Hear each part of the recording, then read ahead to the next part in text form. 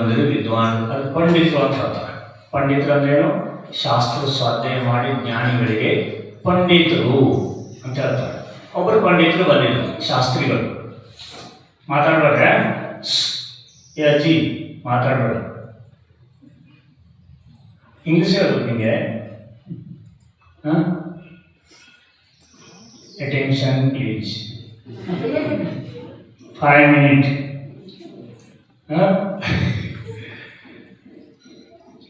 ಒಬ್ಬರು ಪಂಡಿತರು ಬಂದಿದ್ರು. ಅವ್ರೇನಂದ್ರು, ಎಲ್ಲರೂ ಬರ್ರಿ ಶ್ರಾವಕರು ದ್ರವ್ಯ ಸಂಗ್ರಹ. ಏನ್ ಹೇಳಿದ್ರು? ದ್ರವ್ಯ ಸಂಗ್ರಹ ಹೇಳ್ತೀನಿ. ದ್ರವ್ಯ ಅಂದ್ರೆ ಏನು? ವಸ್ತು ಕೂಡಿಸೋದು. ಹಣ, ಸಂಪತ್ತಿ, ಒಡವೆ, ವಸ್ತ್ರ, ಇದು ದ್ರವ್ಯ ಸಂಗ್ರಹ. ಕೂತ್ಕೊಳ್ರಿ, ಯಾರು ಹೋಗ್ಬೇಡ್ರಿ. ನಿಮ್ಗೆ ದ್ರವ್ಯ ಸಂಗ್ರಹ ಹೇಳ್ತಾ ಇದ್ದೀನಿ. ದ್ರವ್ಯ ಸಂಗ್ರಹ ಅಂದ್ರೆ ಏನು? ಈ ದ್ರವ್ಯ ಅಂತ ಹೋದ್ರೆ ದ್ರವ್ಯ ಕೂಡಿಸೋದು. ಅದು ತಿಳ್ಕೊಂಡು ಅವ್ರು ಎಲ್ಲ ಜನ ಬಂದರು. ನೀವು ಹೆಂಗೆ ಬಂದ್ರಿ ಇಲ್ಲಿ? ಆ ಥರ ಮಂದಿರ ತುಂಬ ಹೋಯ್ತು. ಆ ಪಂಡಿತರು ಶಾಸ್ತ್ರಿಗಳು ಏನು ಮಾಡಿದ್ರು, ಒಂದು ಪುಸ್ತಕ ತಗೊಂಡು ಟೇಬಲ್ ಎಣ್ಣೆ ಇಟ್ಕೊಂಡು ಪಾಠ ಮಾಡಕ್ಕೆ ಹಿಡಿದ್ರು. ದ್ರವ್ಯ ಸಂಗ್ರಹ. ಜೀವಮ ಜೀವಮ ದೌವಂ ಜಿನವರವಸರೇಣ ಜೇಯಮೇದಿಟ್ಟಂ ದೇವೇಂದ್ರವಿಂದ ವಂದಂ ವಂದಿತ್ತಂ ಸಂಮದಾ ಶಿರಸ. ಹಿಂಗೆ ಹೇಳಿ ಶ್ಲೋಕ ಶುರು ಮಾಡ್ತಾವ. ದ್ರವ್ಯ ಸಂಗ್ರಹ ಗ್ರಂಥ ಐತಿ, ಪುಸ್ತಕ ಶಾಸ್ತ್ರ ಇದೆ. ಅದನ್ನ ಹೇಳ್ತಾ ಕೂತ್ಕೊಂಡು ಕಣ್ಣು ಮುಚ್ಕೊಂಡು ಎಲ್ಲ ಪಾಠ ಮಾಡಿದ್ರು. 150 ಶ್ಲೋಕ ಎಲ್ಲ ಬಾಯ್ಪಾಠ ಆಯ್ತು. ಪಾಠ ಆಯ್ತು. ಪಾಠ ಆಯ್ತು, ಕಣ್ಣು ಬಿಟ್ಟು ನೋಡ್ತಾರೆ, ಒಬ್ಬರು ಇಲ್ಲ. ಕಣ್ಣು ಮುಚ್ಕೊಂಡು ಪಾಠ ಮಾಡ್ತಿದ್ರು ಅವರು. ಇನ್ನು ಪಾಠ ಮಾಡ್ಕೊಂಡು ಅರ್ಥ ಹೇಳಬೇಕು ಅಂತೇಳಿ ಕಣ್ಣು ಬಿಟ್ಟು ನೋಡ್ತಾರೆ, ಯಾರೂ ಇಲ್ಲ. ಯಾಕ? ದ್ರವ್ಯ ಸಂಗ್ರಹ ಹೇಳಬೇಕು. ದ್ರವ್ಯ ಸಂಗ್ರಹ ಹೇಳ್ತೀವಿ ಎಲ್ಲರೂ. ದ್ರವ್ಯ ಸಂಗ್ರಹ ಗ್ರಂಥ ಐತಿ. ಅವ್ರೇನು ತಿಳ್ಕೊಂಡಿರು, ಇದನ್ನ ಸಂಗ್ರಹ ಮಾಡೋದು ಹೇಳ್ತಾರ ಅಂತ ಹೇಳಿದ್ರು. ಅರ್ಧ ಗಂಟೆ ಆಯ್ತು, ಯಾರು ದ್ರವ್ಯ ಸಂಗ್ರಹ ಹೇಳೋರು ಬಯ್ಯಾಜಿ ಎದ್ದು ಹೋಗ್ಬಿಟ್ರಿ ಎಲ್ಲ. ಕಣ್ಣು ಬಿಟ್ಟು ನೋಡ್ತಾರೆ, ಪಂಡಿತರು ಒಬ್ರು ಕುಂತಿರು. ಈ ಊರಿನ ಪಂಡಿತರು ಇರ್ತಾರಲ್ಲ, ನಿಮ್ಮ ಮೈಯಲ್ಲ ಹಿಂಗೆ ಕುಂತಿರು. ಒಬ್ರು ಎಲ್ಲೋದ್ರಿ ಎಲ್ಲ ಕೇಳಿದ್ರು. ಮಹಾರಾಜೆ, ನೀವು ಬಯ್ಯಾಜಿ ದ್ರವ್ಯ ಸಂಗ್ರಹ ಹೇಳ್ತೀರಂದ್ರೆ ಹೇಳಿಲ್ಲ. ಅವ್ರೇನು ಹೋದ್ರಿ ಅಲ್ಲ. ಅದನ್ನೇ ಹೇಳ್ತಾ ಇದ್ದು, ದ್ರವ್ಯ ಸಂಗ್ರಹ ಹೇಳ್ತಾ ಇದ್ದೀನಿ. ಅವ್ರೇನು ತಿಳ್ಕೊಂಡಿರೋ, ದ್ರವ್ಯ ಸಂಗ್ರಹ ಮಾಡೋದು. ರೊಕ್ಕ ಗಳಿಸೋದು ಜನರೇನು ತಿಳ್ಕೊಂಡಿರೋ, ರೊಕ್ಕ ಗಳಿಸೋದು ಹೆಂಗೆ ಅಂತ ಹೇಳ್ತಾರೆ. ರೊಕ್ಕ ಗಳಿಸೋದು ಹೆಂಗೆ, ಹಣ ಕೂಡಿಸೋದು, ದ್ರವ್ಯ ಸಂಗ್ರಹ ಮಾಡಿ ಹೇಳ್ತಾರೆ ಅಂತ ತಿಳ್ಕೊಂಡ್ರು. ಇವರು ಶಾಸ್ತ್ರ ದ್ರವ್ಯ ಸಂಗ್ರಹ ಹೇಳ್ತಿದ್ರು ಮಹಾರಾಜ ಬಯ್ಯಾಜಿಗಳು. ಅವ್ರಿಗೆ ಗೊತ್ತಿಲ್ಲ ಅದು ಎಲ್ಲ. ಎದ್ದು ಹೋಗ್ಬಿಟ್ಯಾರ. ಕಾನ್ಫ್ಲಿಕ್ಟ್ ಮಾಡ್ತಾರೆ. ಒಬ್ಬರಿಲ್ಲ, ಒಬ್ಬನೇ ಇದ್ದ ಪಂಡಿತ. ನೀನು ಯಾಕೆ ಕುಂತ್ಕೊಂಡಿದ್ದಕ್ಕೆ ಹೇಳಿ? ಬಯ್ಯಾಜಿ ನೋಡ್ರಿ, ನಾನು ಇಲ್ಲಿ ಹಾಸದೆಲ್ಲ ತೆಗಿಬೇಕಾಗಿತ್ತು, ನೀವು ಒಬ್ಬರೇ ಕೂತ್ಕೊಂಡಿದ್ದೀನಿ. ಹೌದು, ಹಿಂಗಾಯ್ತು. ನಾ ಶಾಸ್ತ್ರ ಹೇಳ್ತಿದ್ದೆ, ನೀವು ದ್ರವ್ಯ ಸಂಗ್ರಹ ಹಿಂಗೆ ತಿಳ್ಕೊಂಡ್ರಿ. ಆವಾಗ ಗೊತ್ತಾಯ್ತು ಅವ್ರಿಗೆ. ಇದು ನೀವು ಯಾಕೆ ಬಂದ್ರಿ? ನೀವು ಯಾಕೆ ಬಂದ್ರಿ? ದ್ರವ್ಯ ಸಂಗ್ರಹ ಯಾರು? ದ್ರವ್ಯ ಸಂಗ್ರಹ ಜೀವ ದ್ರವ್ಯದ ಇದಲ್ಲ, ಇದು ದ್ರವ್ಯ ಐತಿ. ಅರ್ಥ ಆಗಲ್ಲ. ಹಣನೂ ದ್ರವ್ಯ ಐತಿ, ಈ ಶಾಸ್ತ್ರನೂ ಒಂದು ದ್ರವ್ಯ ಐತಿ. ಇದು ಆತ್ಮ ದ್ರವ್ಯ ಐತಿ, ಅದು ಸಂಸಾರ ದ್ರವ್ಯ ಐತಿ. ನೀವು ಯಾವ ದ್ರವ್ಯ ಸಂಗ್ರಹ ಮಾಡಕ್ ಬಂದಿರಿ? ಇದು ಅಜ್ಜ, ಯಾವ ದ್ರವ್ಯ ಬೇಕು ನಿಮಗೆ? ಆತ್ಮ ದ್ರವ್ಯ ಬೇಕು. ಯಾವ ದ್ರವ್ಯ ಬೇಕು? ಆತ್ಮ ದ್ರವ್ಯ ಬೇಕು. ಇದು ಬೇಕು, ಇದು ಸಿಗಂಗಿಲ್ಲ. ತ್ಯಾಗ ಮಾಡಿ ಅಜ್ಜ. ಇಲ್ಲಿ ಸಿಗೋದು ಆತ್ಮದ್ರವ್ಯ ತತ್ವ ಸಿಗ್ತದೆ, ಹೌದಲ್ಲ? ಅದಕ್ಕೆ ನೀವೆಲ್ಲ ಕೂತ್ಕೊಂಡಿಲ್ಲ. ಹೇಳ ಈಗ ಏನು ದ್ರವ್ಯ ಸಂಗ್ರಹದಲ್ಲಿ ಅದಕ್ಕಾಗಿ ಒಂದು ನೀವೆಲ್ಲರೂ ಇವತ್ತು ಎಷ್ಟು ಪುಣ್ಯ ಕಟ್ಕೊಂಡ್ರಿ ಅಂದರೆ, ಶ್ರೀ ಜಿನೇಂದ್ರ ಭಗವಂತನ ಮೇಲೆ ಅಭಿಷೇಕ ಮಾಡಿದ್ರಿ. ಅದು ಕೂಡ ಸವಾಲು ಹಿಡಿದು ಪಾತ್ರತೆಯನ್ನು ವಹಿಸಿಕೊಂಡು ಎಲ್ಲರ ಮುಂದೆ ವಿಡಿಯೋ ಶೂಟಿಂಗ್ ಆಗ್ತಾ ಇತ್ತು. ಅಭಿಷೇಕ ಮಾಡಿದ್ರಿ, ನೋಡಿದ್ರಿ, ಕೇಳಿದ್ರಿ, ಭಾವನೆ ಪೂರ್ಣದಿಂದ ಪುಣ್ಯ ಕಟ್ಕೊಂಡ್ರಿ. ಇದೇ ಥರ ದಿನ ದಿನ ದಿನ ಮಾಡ್ತಿದ್ರೆ ಎಷ್ಟು ಪುಣ್ಯ ಕಟ್ತದ ಗೊತ್ತಾ? ನೀವೇನು ಕೆಲಸ ಮಾಡಿದ್ರು ಜಾಸ್ತಿ ಪರಿಶ್ರಮ ಮಾಡದೆ ನಿಮ್ಗೆ ಆ ಕೆಲಸದ ಲಾಭ ಫಲ ಕೈ ಸಿಗ್ತಾ ಇರ್ತದೆ. ಸ್ವಲ್ಪ ಏನಾದರೂ ಪ್ರಯತ್ನ ಮಾಡಿದ್ರೆ ಸಾಕು ನಿಮ್ಗೆ ಜಾಸ್ತಿ ಫಲ ಸಿಗ್ತದೆ. ದಿನ ದಿನ ಮಾಡ್ತೀವಿ. ಸಾವುಕರಿಗೆ ಹೇಳಿದಾರೆ, ಇದು ಮನಿಗಳಿಗೆ ಹೇಳಿಲ್ಲ ಪೂಜೆ ಮಾಡಲಿಕ್ಕೆ. ಮನಿಗಳಿಗೆ ಹೇಳಿದ ಯಾವ ಶಾಸ್ತ್ರ ಇದ್ರೆ ತಗೊಂಡ್ ಬರ್ಬೇಕು, ಮನಿಗಳಿಗೆ ಪೂಜೆ ಮಾಡಬೇಕು. ಮನಿಗಳಿಗೆ ಪೂಜೆ ಮಾಡಿ ದಿನ ಅವ್ರು ಕ್ರಿಯೆ ಮಾಡ್ಬೇಕಂತ ಹೇಳಿಲ್ಲ. ಅವ್ರು ಸಾಧನೆ ಮಾಡಕ್ಕಿದ್ದಾರೆ, ಧ್ಯಾನ ಮಾಡಕ್ಕಿದ್ದಾರೆ, ಸ್ತುತಿ ಮಾಡಕ್ಕಿದ್ದಾರೆ, ಮನಿಗಳಿಗೆ ಪ್ರತಿಕ್ರಮಣ ಪ್ರತ್ಯೇಕಾನ್ ಮಾಡಕ್ಕಿದ್ದಾರೆ. ಇದು ಅವಶ್ಯಕ ಕ್ರಿಯೆಗಳು. ಅವರು ಶ್ರಾವಕದ ಪೂಜೆ ಆಗಿದ್ದಾರೆ, ಮೊದಲು ದೇವ ಪೂಜೆ ಆಗಿದ್ದಾರೆ, ಆಮೇಲೆ ಗುರುಪಾಸ್ತಿ ಸಂಯಮ ತಪದಾನ್, ಈ 6 ಕ್ರಿಯೆ ಶ್ರಾವಕರಿಗೆ ಹೇಳಿದ್ದಾರೆ. ದೇವ ಪೂಜೆ ಯಾರು ಮಾಡಬೇಕು? ಮುನಿಗಳು, ಶ್ರಾವಕರು, ಪಂಡಿತರು, ಶ್ರಾವಕರು. ಶ್ರಾವಕಾಣಿ ದಿನೇ ದಿನೇ ಅಂತ ಹೇಳಿದ್ದಾರೆ. ನೀವೇನ್ ಮಾಡ್ತೀರಿ? ಪಂಡಿತರಿಗೆ ಪೂಜೆ ಮಾಡಿ ಇಟ್ರಿ, ನಾವು ಅಂದ್ರೂ ಬರೋದಿಲ್ಲ, ನಮ್ಗೆ ಕೊಡ್ಸೋದಿಲ್ಲ, ನಮಗೇನು ಗೊತ್ತಿಲ್ಲ, ಅದಕ್ಕಾಗಿ ನಿಮ್ಗೆ ಇಟ್ಟುದಿಲ್ಲ ಅಂತೇಳಿ ಅವನಿಗೆ ಹೇಳ್ತೀರಿ. ಕರೆ ಶ್ರಾವಕರಿಗೆ ಹೇಳಿದ್ದಾರೆ ಆಚಾರ್ಯರು, ದಿನ ದಿನ ದೇವ ಪೂಜಾ ಮಾಡಬೇಕು, ಅಂದ್ರೇನೆ ಸುಖ ಸಮೃದ್ಧಿ ಬೆಳೆಯೋದು. ಹೊಲ ಮನೆ ಅಂಗಡಿ ಯಾವ ನೀವು ಸಂಸಾರದಲ್ಲಿ ಕೆಲಸ ಮಾಡ್ತೀರ ಅದು ಬೆಳೀತಾ ಹೋಗ್ಬೇಕು, ಕಮ್ಮಿ ಆಗಬೇಕು. ನಿಮಗೆ ನಾವೇನಂತೀವಿ, ನಮ್ಗೇನು ಬರುವಾತ್ಮ ಅದರಿಂದ ಲಾಸ್ ಆಗುತ್ತಿಲ್ಲ. ಲಾಸ್ ಆಗಲ್ಲ, ನಾವು ಮಾಡುವಂಥ ಕೆಲಸ ಹಂಗೈತೆ, ಅದಕ್ಕೆ ಲಾಸ್ ಆಗುತ್ತೆ. MP ಮಧ್ಯಪ್ರದೇಶ ರಾಜಸ್ಥಾನ ನೋಡಿ, ಒಂದೊಂದು ಪರಿವಾರ ಕರೋಡು ರೂಪಾಯಿ ದಾನ ಕೊಡ್ತಿರ್ತಾರೆ, ಸವಾಲು ಆಗ್ತಾ ಇರ್ತಂದ್ರೆ ನಂದು 1 ಕರೋಡು, 1 ಕಳಸ ಅಂತಾರೆ. 1 ಕಳಸ ಅಂದ್ರೆ 1 ಕರೋಡು, 1 ತೆಂಗಿನಕಾಯಿ ಅಂದ್ರೆ 1 ಲಕ್ಷ. ಹಾ, 1 ಕಳಸ ಅಂದ್ಬಿಟ್ರೆ ಆಯ್ತು, ನಂಗೆ 1 ಕರೋಡು. ಹಿಂಗೆ ದಾನ ಕೊಡ್ತಾ ಇರ್ತಾರೆ. ನೀವು ಸವಾಲು ಮಾಡ್ತಾ ನೋಡ್ತಾ ಇರ್ತಿರಲ್ಲ ಟಿವಿಲೆಲ್ಲ, ಅವ್ರು ಹೆಂಗೆ ಕೊಡ್ತಾರೆ? ಹಿಂಗೆ ಅವ್ರು ದಿನನಿತ್ಯ ಬೆಳಗ್ಗೆ ಎದ್ದು ಭಗವಂತರ ಪೂಜಾ ಅಭಿಷೇಕ ಮಾಡದೆ ಬಾಯಿಗೆ ಹಾಕಂಗಿಲ್ಲ, ಅದಕ್ಕಾಗಿ ಪುಣ್ಯ ಕಟ್ಟಿಕೊಡ್ತಾರೆ. 70 ವರ್ಷ 80 ವರ್ಷದ ಮುದುಕ ಸಹಿತ ಬರಕ್ಕಾಗಂಗಿಲ್ಲ, ಕಟ್ಟಿಗೆ ಹಿಡ್ಕೊಂಡು ಮಂದಿರ ಮಡಿ ಉಟ್ಕೊಂಡು ಬಂದಿರ್ತಾನೆ ಅಭಿಷೇಕ ಮಾಡಕ್ಕೆ. ಯುವಕರಂತೂ ಮಂದಿರದ ಜಾಗ ಇರಂಗಿಲ್ಲ, ಅಷ್ಟು ತುಂಬಿರ್ತಾರೆ. ಅಲ್ಲಿ ಒಂದು ವೇದಿ ಸಾಕಾಗಿಲ್ಲ, ಒಂದು ಮಂದಿರದ ಎಷ್ಟೋ ವೇದಿ ಇರ್ತಾವೆ ಭಗವಂತರು. ಆ ವೇದಿಯಲ್ಲಿ 15-20 ನಿಮ್ಮಂತ ಯುವಕರು ಪೂಜೆ ಮಾಡ್ತಾ ಇರ್ತಾರೆ. ಅವ್ರಿಗೆ ಯಾರಿಗೆ ಪಂಡಿತ ಹೇಳಂಗಿಲ್ಲ, ಪೂಜಾರಿ ಹಿಂಗ್ ಮಾಡಿ ಹಂಗ್ ಮಾಡಿ ಅಗ್ನೇಯ ಸಿದ್ದೇಶ ಎಲ್ಲ ಕಲ್ತ್ಕೊಂಡಿರ್ತಾರೆ. ಅದಕ್ಕಾಗಿ ಅವರಿಗೆ ಯಾವಾಗಲೂ ಧನಲಕ್ಷ್ಮಿ ಬರ್ತಾ ಇರ್ತದೆ. ನಾವು ಪೂಜೆ ಮಾಡಬೇಕು, ದಿನ ನಾವು ಅಭಿಷೇಕ ಮಾಡಬೇಕು. ಆವಾಗಲೇ ನಾವು ಮನೆಯಲ್ಲಿ ಶಾಂತಿ, ನೆಮ್ಮದಿ, ಸುಖ ಸಮೃದ್ಧಿ, ಭಾರಿ ಲಕ್ಷ್ಮಿ ಜಾಸ್ತಿ ಆಗ್ತಾ ಇರುತ್ತೆ. ನಾವು ಪರಂಪರೆ ದಕ್ಷಿಣ ಪರಂಪರೆ ನಮ್ಮ ಪಂಡಿತರಿಂದ ಪೂಜೆ ಮಾಡೋರು, ನಾವು ಮನೆಗೆ ಕೂತ್ಕೊಂಡು ಗೌಡರಿಗೆ ತೋರಿಸೋರು. ಏಯ್ ಪಂಡಿತ್ ಪೂಜೆ ಮಾಡಿ ಕಂದೋದಕ್ಕೆ ಮಾಡಿ ನಾ ಬರ್ತೀನಿ. 3 ಲೋಕ 4 ಮಂದಿ ನಾವು ಗೌಡರಿಗೆ ತೋರಿಸ್ತೀವಿ. ನಾವೆಲ್ಲ ಹೋಗೋರು ಹೇಳ್ರಿ, ಈ ಪಾಪ ಕಟ್ಕೊಂಡು ಎಲ್ಲ ಹೋರು ಕಾಲ್ ಕೆಳಗೆ ಹುಳ ಆಗಿರ್ತಾರ. ಆಮೇಲೆ ಭಗವಂತರ ಮುಂದೆ ಭಕ್ತ ಆಗಿ ಬರಬೇಕು. ಭಗವಂತರ ಮುಂದೆ ಅವ್ರ ಕಾಲ ಧೂಳಾಗಿ ಬರಬೇಕು. ಹೇ ಭಗವಾನ್, ಇವತ್ತು ನಿನ್ನ ನೋಡಿ ನನ್ನ 2 ಕಣ್ಣು ಸಫಲವಾದವು, ಆನಂದ ಆಯ್ತು. ಹೇ ಭಗವಾನ್, ನಿನ್ನನ್ನು ನೋಡಿ ಅಭಿಷೇಕ ಮಾಡಿ ನನ್ನ ಕೈಗಳು ಪವಿತ್ರ ಆದವು. ಹೀಗೆ ಭಾವನೆ ಮಾಡ್ತಾ ದಿನ ಭಗವಂತರ ಹತ್ರ ಬರಬೇಕು. ಅಭಿಷೇಕ ಪೂಜಾ ಶಾಂತಿದಾರ ಮಾಡಬೇಕು.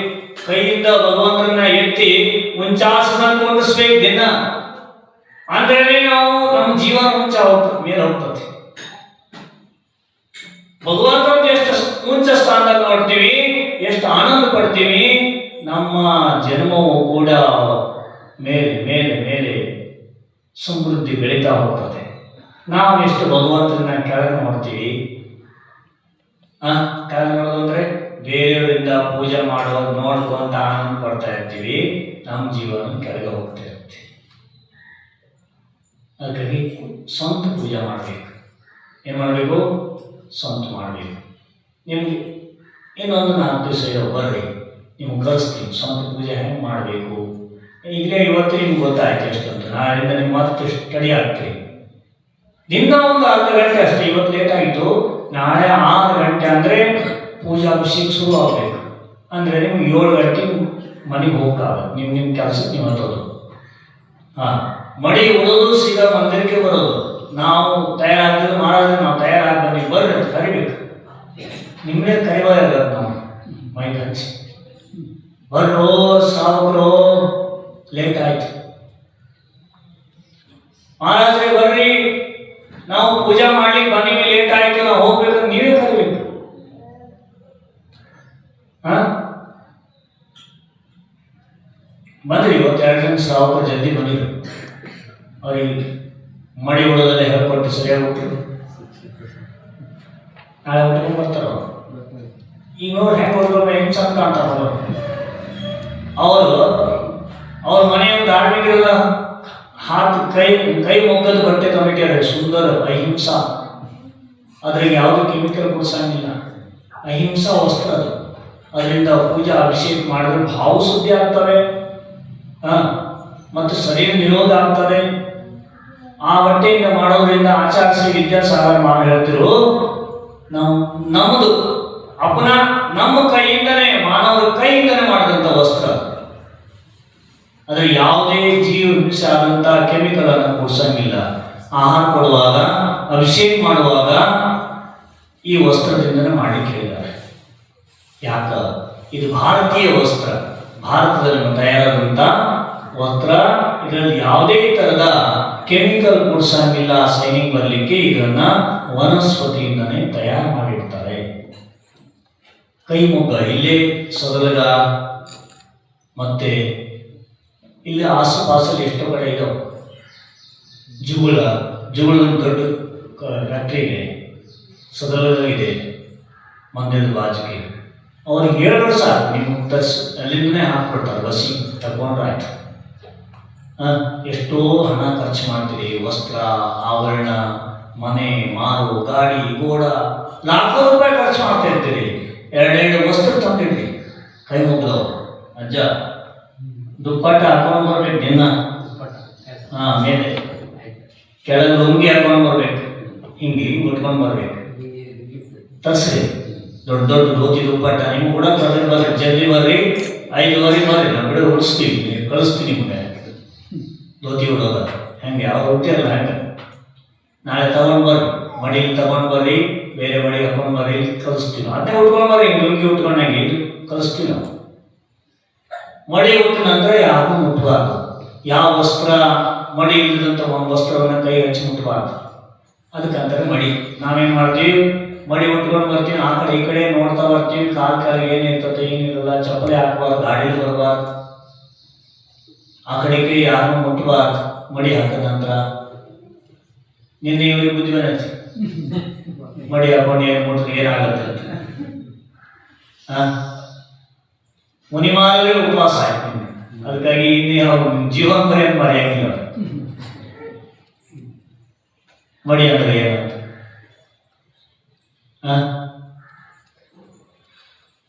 ಮುನಿಗಳು ಒಂದೇ ಸರಿ ಆಹಾರ, ಒಂದೇ ಸರಿ ನೀರು ಕುಡಿತಾರೆ. ಜಿಂದಲ್ 24 ಗಂಟೆಯಲ್ಲಿ ಒಂದೇ ಸರಿ. ಮೊನ್ನೆ ಆಹಾರ ಮಾಡೋದು ಎಷ್ಟು ಗಂಟೆ ಆಯ್ತು? 24 ಎಷ್ಟಾಯ್ತು? 48 ಗಂಟೆ ಮುಗೀತು. 48 ಗಂಟೆ ಉಪವಾಸ. ನೀರಿಲ್ಲ, ಆಹಾರ ಇಲ್ಲ. ಆದ್ರೆ ನೋಡಿದ್ರೆ ಹಂಗಿಲ್ಲ. ಪೂಜೆನೂ ಮಾಡಿಸ್ತಾ ಇದ್ದೀವಿ, ಅಭಿಷೇಕನೂ ಮಾಡಿಸ್ತಾ ಇದೀವಿ. ನೀವು ಒಂದು ಹೊತ್ತು ಉಪವಾಸ ನೋಡ್ಬೋದಾ?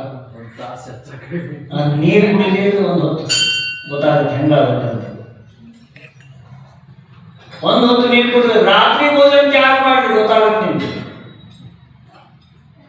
ರಾತ್ರಿ ಭೋಜನ ಬೆಳಿಗ್ಗೆ ಆಗೋ ತನಕ ಯಾವಾಗ ನೀರು ಕುಡ್ದಿನೋ. ಶಿಬಿರಾರ್ಥಿಗಳಿಗೆ ಎಲ್ಲರಿಗೂ ನಿಯಮ ಇವತ್ತಿನಿಂದ. ನಿನ್ನೆ ಮಹಾರಾಜರು 48 ಗಂಟೆ ಉಪವಾಸ ಇದ್ರು. ನೀವೇನು ದಿನದಲ್ಲಿ ಉಪವಾಸ ಇರಬೇಡ್ರಿ, ರಾತ್ರಿಯಲ್ಲಿ ಅಷ್ಟೇ ಏನು ನೀರು ಊಟ ಮಾಡಬೇಡ್ರಿ ಅಷ್ಟೇ. ದಿನದಲ್ಲಿ 4 ಸರಿ ತಿನ್ರಿ. ಎಷ್ಟು? 4 ಸರಿ ಬೇಕಂತೇನ್ರಿ ಹೊಟ್ಟೆ ತುಂಬ. ಕೇಳ್ತಾರಿಲ್ಲ ಶಿವರಾತ್ರಿ ಏನು ಹೇಳಿದೆ? ಯಾರ್ಯಾರು ತಗೊಳ್ಳೋದು ರಾತ್ರಿ ಭೋಜನ ತ್ಯಾಗ? 1, 2, 3, 4 ಎಲ್ಲ ತಗೊಂಡ್ರಿ. ರಾತ್ರಿಯಲ್ಲಿ ನೀರು ಸೈ ಕುಡಿಯಂಗಿಲ್ಲ. ನೀನು ಮಹಾರಾಜ ಹುಡುಗರು ಯಾರೂ ಎತ್ತಿಲ್ಲ ಕೈ. ಯಾಕೆ ಹುಡುಗ್ರ? ಅವ್ರಿಗೆ ಪಾಪನೇ ಬೇಕಂತ. 48 ಗಂಟೆ ಉಪವಾಸ ಇದ್ದೀವಿ, ರಾತ್ರಿಯಲ್ಲಿ ಊಟ ಮಾಡೋದು. ಇವಾಗಂತೂ ಬೆಳಕು ಜಾಸ್ತಿ ಇದೆ, 7 ಗಂಟೆವರೆಗೂ ಬೆಳಕಿರುತ್ತೆ. ಶಿಬಿರ ಆಗೋದ್ರಿಂದ ರಾತ್ರಿ ಊಟ ಮಾಡಂಗಿಲ್ಲ ಯಾರು. ನೀನು ದೊಡ್ಡ ಹಿಡಿಯಂತಿ ಕೈ ಇದ್ರೆ ರಾತ್ರಿ ಊಟ ಶಿಬಿರಾರ್ಥಿಗಳಿಗೆ ಇವತ್ತಿನಿಂದ ತ್ಯಾಗ. ಸಣ್ಣ ಬರ್ಕೊಂಡಲ್ಲ, ರಾತ್ರಿಯಲ್ಲಿ ನೀರು ಸರಿ ಕುಡಿಯಂಗಿಲ್ಲ. ರಾತ್ರಿ ಆಗೋದ್ರೊಳಗೆ ಎಲ್ಲ ಮುಗಿಸೋದು. ಪಾಠಶಾಲೆಗೆ 6 ಗಂಟೆಗೆ ಬರ್ತಿರಲ್ಲ, ಪಾಸ್ ಮಾಡೇ ಬರೋದು. ಆಮೇಲೆ ಏನಿಲ್ಲ, 6:15 ಬರ್ತಾರೆ. 5 ನಿಮಿಷ 6:15 ಬರ್ತೀರಿ ಅದಲ್ಲ, ಅಷ್ಟೊಳಗೆಲ್ಲ ಪಾಸ್ ಮಾಡಬಾರ್ದು. 8 ದಿವಸ ನಾ ಎಲ್ಲಿ ತಂದೆ ಎಲ್ಲಿ ತನಕ ಇದ್ನಲ್ಲ ಅಲ್ಲಿ ತನಕ ಅಜ್ಜ ರಾತ್ರಿ ಊಟ ಮಾಡಂಗಿಲ್ಲ. ನೀವು ಯಾರು ಇಲ್ಲಿ ಕೂತಾರಲ್ಲ, ಯಾಕೆ ನಿನ್ನ ಪ್ರಯತ್ನಿಸ್ತೀವಿ. ಎಷ್ಟು ದಿವಸ ತನಕ? ನಾವಿರೋ ತನಕ ನಾವೆಲ್ಲಿ ಇರ್ತೀವಿ ಇಲ್ಲಿ ನಗರದಲ್ಲಿ, ಅಲ್ಲಿ ತನಕ ರಾತ್ರಿ ಭೋಜನ ತ್ಯಾಗ. ಯಾರು ರಾತ್ರಿ ಭೋಜನ ತ್ಯಾಗ ಮಾಡಿರ್ತಾರೆ ಅವ್ರ ಹತ್ರ ಯಾರು ತಗೊಳ್ಳೋದು ಇವತ್ತಿಂದ. ರಾತ್ರಿ ಭೋಜನ ಯಾರು ತ್ಯಾಗ ಮಾಡಿರ್ತೀರಿ ಅವ್ರನ್ನ ಯಾರು ಕೊಡಿಸ್ಬೇಕು ಇವತ್ತಿಂದ. ಭಯ್ಯ ಹಿಂಗೆ ಕುಂತವ್ರು, ನೀವು ಹಾರ್ಕೊಳಕ್ ಬರ್ಬೋದು ಕರೆ, ರಾತ್ರಿ ಭೋಜನ ತ್ಯಾಗ ಇವತ್ತಿಂದ ನಾವು ಹೇಳ್ತಾರೆ. ಆಯ್ತು ಮಾಡಿದ್ರೆ ಹಿಂಗೆಲ್ಲ ತ್ಯಾಗ ಕೊಡ್ತೀವಿ ಅಂದರೆ ನಾವು ಬರಂಗಿಲ್ಲ ಮಂದಿರಕ್ಕೆ. ನಿಮ್ಗೇನು ಉಪವಾಸ ಮಾಡಿಸ್ತೇವೆ ನಾವು. 6 ತಿಂಗಳು ನೀವು 1 ವರ್ಷ ಕಟ್ಕೊಂಡು ರಾತ್ರಿ ಭೋಜನ ತ್ಯಾಗ ಮಾಡಿದ್ರೆ 6 ತಿಂಗಳ ಉಪವಾಸದ ಫಲ ನಿಮ್ಗೆ ಸಿಗ್ತದಂತೆ. ಈ ಕೇವಲ ಶಿಬಿರ ಆಗೋ ತನಕ ಅಷ್ಟೇ ತ್ಯಾಗ ಮಾಡಿದ್ವಿ ನೀವು. ಆಮೇಲೆ ಅಭ್ಯಾಸ ಮಾಡ್ಕೊಂತ ಹೋಗ್ರಿ. ದಶಲಕ್ಷಣದಲ್ಲಿ ಷೋಡಶಸ್ಥಾನದಲ್ಲಿ ನೀವು ಷೋಡಶಸ್ಥಾನ ಪೂಜಾ ಮಾಡಿದ್ರು ಕೂಡ ಮನೆಯಲ್ಲಿ ಆಚರಣೆ ಮಾಡಬಹುದು. ಕಮ್ಮಿಂದ ಕಮ್ಮಿ ರಾತ್ರಿ ಭೋಜನ ಪರ್ವ ದಿನಗಳಲ್ಲಿ ಊಟ ಮಾಡಲೇಬಾರದು. ದೋಷ ಹತ್ತದೆ, ಬಟ್ ಪಾಪ ಹತ್ತದೆ. ಪರ್ವ ಆಚರಣೆ ಮಾಡ್ತಿದ್ರೆ ಜಗತ್ತಿನೆಲ್ಲ ನಾವು ರಾತ್ರಿ ಊಟ ಮಾಡ್ತಿದ್ದೀವಿ ಅಂತ ದೋಷ ನೋಡ್ರಿ. ಜೈನ ಧರ್ಮದ ನಿಯಮ ಐತಿ, ರಾತ್ರಿ ಊಟನೇ ಮಾಡಬಾರ್ದಂತ. ಪರ್ವ ದಿನಗಳಲ್ಲೂ ಅದನ್ನ ಪಾಲನೆ ಮಾಡಬೇಕು. ಇದು ಇಲ್ಲ ಅಂತಂದ್ರೆ ಏನು ಉಳಿತು ಜೈನ ಧರ್ಮ? ಏನ್ ಪಾಲನೆ ಮಾಡ್ತೀರಿ ನೀವು? ಜೈನರ ಹುಟ್ಟಿ ಏನ್ ಪಾಲನೆ ಮಾಡ್ತೀರಿ ಅಜ್ಜ? ರಾತ್ರಿ ಭೋಜನ ತ್ಯಾಗ ಐತಿಲ್ಲ, ಎಲ್ಲ ಒಳ್ಳೆದಾಯ್ತು. ಇನ್ನು 8 ದಿವಸ ತ್ಯಾಗ ಏನ? 8 ದಿವಸ ಇನ್ನು ನಾವೇನು ತಂದೆ ತ್ಯಾಗ. ಹೂವನ್ ಜೋರಾಗಿ ಕೈ ಎತ್ತ. ಏನು ತ್ಯಾಗ ಮಾಡ್ರಿ? 6 ಗಂಟೆ ಪಾಸ ನೀರು ಕುಡಿಬಾರ್ದ? ಆಮೇಲೆ ನೀರು ಕುಡಿಯಂಗಿಲ್ಲ. ನೀವು ಹಂಗೆ ಮಾಡ್ರಿ, ರಾಜನೇ ಹೆಂಗ್ ಮಾಡೋರು, ಪ್ರಜೆ ಹೆಂಗ್ ಮಾಡೋರು?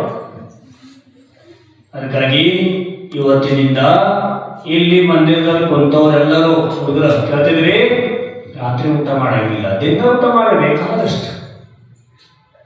ದಿನದಲ್ಲಿ ಭತ್ತ ಹೊಡಿರಿ, ನೀರು, ಶರಬತ್ತು ಇದೊಂದಿಲ್ಲ. ಶರಾಬ್ ಕುಡಿಯಂಗಿಲ್ಲ, ಶರಾಬ್ ಕುಡಿಬಾರ್ದು. ನೀಚ ಜಾತಿಯವರು ಕುಡಿತಾರೆ, ಉಚ್ಚ ಜಾತಿಯವರು ಕುಡಿಯಂಗಿಲ್ಲ. ಯಾರಿಗೆ ಗುರು ಇಲ್ಲ, ದೇವಿಲ್ಲ, ಹೇಳೋರಿಲ್ಲ, ಕೇಳೋರಿಲ್ಲ, ಅವ್ರು ಮಾಡ್ತಾರಂತ ಕೆಲಸ. ಜೈನ್ ಕುಲದಲ್ಲಿ, ತೀರ್ಥಂಕರ ಕುಲದಲ್ಲಿ, ಪಂಚಪರಮಿಷ್ಠಿ ಕುಲದಲ್ಲಿ ಹುಟ್ಟಿದವರು ಶರಾಬ್ ಮಾಂಸ ಅಂತಕ್ಕಂಥ ನೋಡೋರು ಕೂಡ ಉಲ್ಟಿ ಮಾಡ್ಕೊಂತಾರೆ. ಅದನ್ನು ಮುಟ್ಟಿದ್ರೆ ಸ್ನಾನ ಮಾಡ್ಕೊಂತಾರೆ. ಹೆಣವನ್ನು ತಗೊಂಡೋಗಿ ಸ್ಮಶಾನದಲ್ಲಿ ಸುಟ್ಟು ಹಾಕಿ ಏನ್ ಮಾಡ್ತೀರಿ? ಸ್ನಾನ ಮಾಡ್ತಿರ್ಲಿಲ್ಲ. ಮತ್ತೆ ನೀವು ಮಾಂಸನೇ ಒಳಗೆ ತಿಂದಿರಿ ಅಂತಂದ್ರೆ ಹೆಣ ಒಳಗೆ ಹಾಕೊಂಡಿರಿ, ಸ್ನಾನ ಮಾಡಿ ಮಂದಿರಕ್ಕೆ ಬರ್ರಿ, ಎಲ್ಲಿ ಹೋದ್ರೂ ತೊಳೆಯಂಗಿಲ್ಲ. ಹೀಗಾಗಿ ಅಂತ ನೀಚ್ ಕಾರ್ಯ ಜೈನ ಧರ್ಮದ ಹುಟ್ಟಿದವರು ಯಾರು ಮಾಡಲ್ಲ, ಮಾಡಬಾರ್ದು. ಮಾಡಿದವರು ನೀಚ್ ಗತಿಗೆ ಹೋಗೋರಿರ್ತಾರೆ. ಆಯ್ತು, ಇಷ್ಟೇ ಸಾಕು. ನಿಮ್ಮ ಕಾರ್ಯಕ್ರಮ ಮುಗೀತು, ನಡೆಯಿರಿ. ಇನ್ನು ಪೂಜಾ ಮಹಾರಾಜಿ ಅವ್ರ ಕೈ ಗಂಧೋದಕ ಕೊಡಕ್ ನಿನ್ನೇನು ಗಂಧದಕ್ಕ ಕೊಡದಲ್ಲೇ ಹೋಗಿದ್ದೆ ಮಹಾರಾಜಿ. ಮಹಾರಾಜರಿಗೆ ಗಂಧೋದ ಕೊಟ್ಟಿಲ್ಲ. ಹಂಗೆ ಅಭಿಷೇಕ ಆದ ನಂತರ ಯಾರು ಸವಾಲ್ ಮಾಡಿ ಅಭಿಷೇಕ ಮಾಡಿರಿ ಅವ್ರ ಕೈಯಿಂದ ಗಂಧೋದಕ ಕೊಡಬೇಕು. ಮಹಾರಾಜ